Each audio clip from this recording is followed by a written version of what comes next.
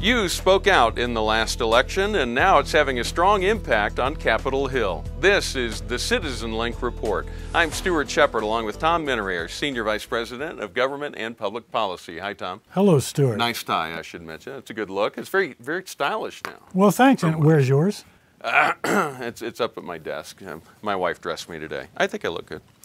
Over the last 2 years, we've seen a tough road trying to get any pro-life legislation passed in Washington. Even to get it brought up or talked about has been tough. In the last week, we've seen significant movement on major pieces of legislation. Tell us what you're seeing. Well, we've seen 5 bills pass as part of the continuing resolution that governs the budget process of the House. Now, let's tick off these important bills just very quickly. One of them makes sure that there is no abortion funding in the District of Columbia.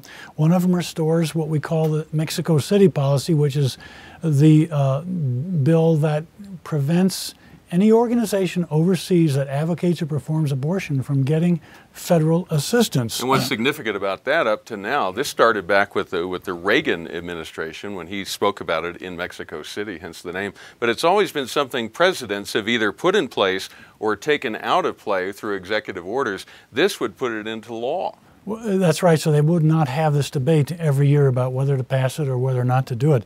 The next one is eliminating Title X funding. That is a biggie. That's Title X of a public health law first passed in 1970, which provides millions of dollars for low-income women, for contraceptives, for family planning, for sex education.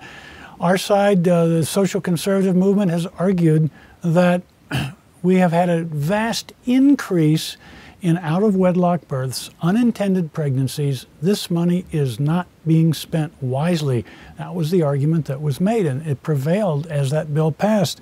International population control and family planning funding, organizations associated with the UN that advocate and perform abortions no longer will be able to get U.S. funding. And finally, the big one, Planned Parenthood. Defunding Planned Parenthood, that's historic.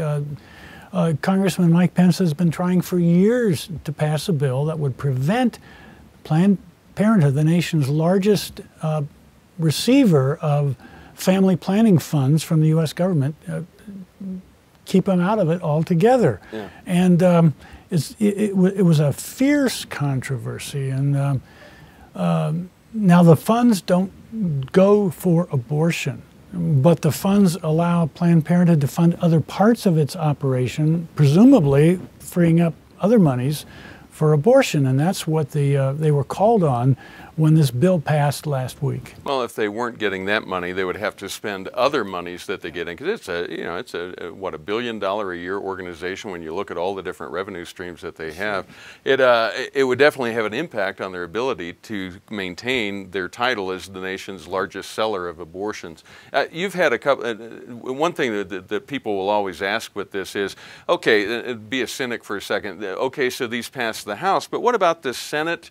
It may be a tough fight over there, and then it's got to face the White House after that. What's your response? Well, much historic legislation has required several efforts to pass the Congress and be signed by the president. I recall specifically in the middle 90s, President Clinton twice vetoed the big welfare reform bill before he signed it into law. So these things take a while, but this is a big leap forward for one of the most important of the social issues. Now, you were just in Washington recently to deliver some petitions from CitizenLink followers, people who came to our website, signed on to a petition. Tell us who you delivered them to and how they were received. Well, Jim Daly, myself, Tim Gagline, and Ashley Shaw from our staff had a meeting with House Speaker John Boehner in his ornate office, and we presented him with a binder full of 43,000 names of people who wanted him to be sure not to forget the family in the new Congress by remembering those bills and issues that are important to traditional family life. And last week's efforts on behalf of unborn children exemplify the fact that this new House majority leadership is caring about the family. But he received those gratefully and looked through them and was very interested in them. So those of you who signed that petition, thank you very much. They got where they were supposed to go. Did he seem to be interested in the issues that we care about? Vitally so, right from the beginning. In fact, during the fall campaign, it was John Boehner who said that the Republican Party will pledge to safeguard traditional marriage and will pledge to uphold right to life for preborn children. So those were two elements in the pledge to America that the Republican Party signed on to. Now, after that meeting, you had an evening gathering with some other special invitees. Tell us about that one.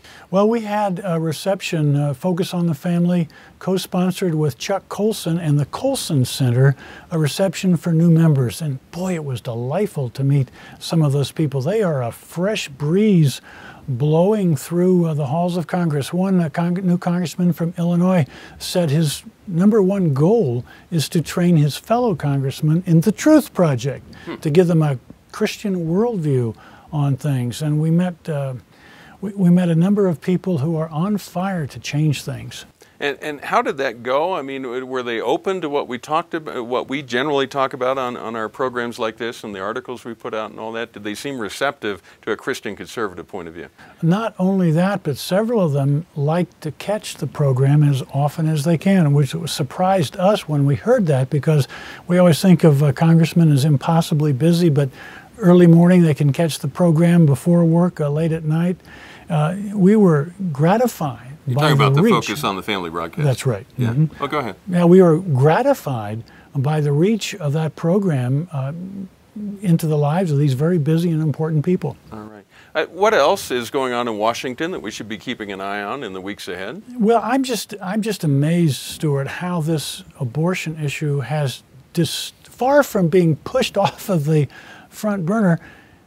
It has distorted national politics in some strange contortions. For example, former Congressman Steve Driehaus is a former congressman from Cincinnati. He's a Democrat, a pro-life Democrat, who voted for the president's health care bill with abortion funding in it, despite Congressman Driehaus's assertions that there was no abortion funding in it. You know, he was wrong, and he was called on it during the campaign, and he was defeated because of it. His district is very pro-life around Cincinnati, and he has sued one of the pro-life groups that took him on, the Susan B. Anthony list. And they were wanting to tell the voters that he voted for abortion because he voted for health care. And he said, no, he didn't. They said, yes, he did. He lost. He sued them. He's accusing them of depriving him of his lawful means of employment, depriving him of his livelihood. Yeah. Susan B. Anthony responded by saying, well, didn't the voters decide to deprive you of your livelihood? It wasn't us. We just explain what we think is the truth about how you voted. And earlier in that legal back and forth, the ACLU actually thought that the congressman's lawsuit was so ridiculous, they came in on the sides, filed a friend of the court brief on behalf of the pro-life Susan B. Anthony list, something we hardly ever see from the ACLU. But it even gets stranger. Another pro-life Democrat who voted for the national health care bill is Solomon Ortiz. Solomon Ortiz is from Corpus Christi, Texas. His district is 71% Hispanic, as you might imagine, being down there in the Rio Grande Valley bordering Mexico. Mm-hmm. Solomon Ortiz has represented that district around Corpus Christi for 28 years. He usually wins by a landslide. This year, he was taken on by a most unusual candidate, not an Hispanic, an Anglo, a guy named Blake Farenthold, who was thought to be a very long shot candidate. He won. Blake Farenthold took out this long-time incumbent by focusing on one issue, abortion, and letting the voters know in that district that Congressman Ortiz voted for abortion. That's a highly Hispanic district, highly conservative, highly pro-life. And they defeated him because of that. There were some other problems. But Blake himself did not think he had any chance. In fact, he told one reporter early in the campaign that I had a nightmare after I started to run, thinking, gosh, I won, now what I do? So it was to him a nightmare, and his nightmare came true. He sounds like a very real person, if you will. Well, he is, and he's unlikely looking. He does not have the chiseled good looks, you know, in the starched shirt that you usually see in those halls. But Congressman Farenthold came to our new members' reception. We were pleased to meet him, and we'll be happy to work with him. All right. Well, Tom, thank you for sharing your insights and for the work you've been doing on Capitol Hill and elsewhere. You've been busy the last 2 weeks. We appreciate that. Yes, I have.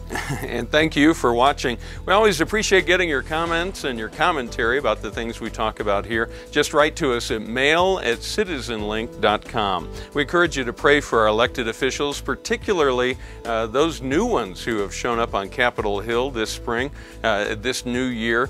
Pray for their wisdom, their insight, and that they would not be incorporated into what has been often called the inside the beltway mentality. Pray that they'll be able to keep a proper perspective on the issues. And remember, stand tall and be heard.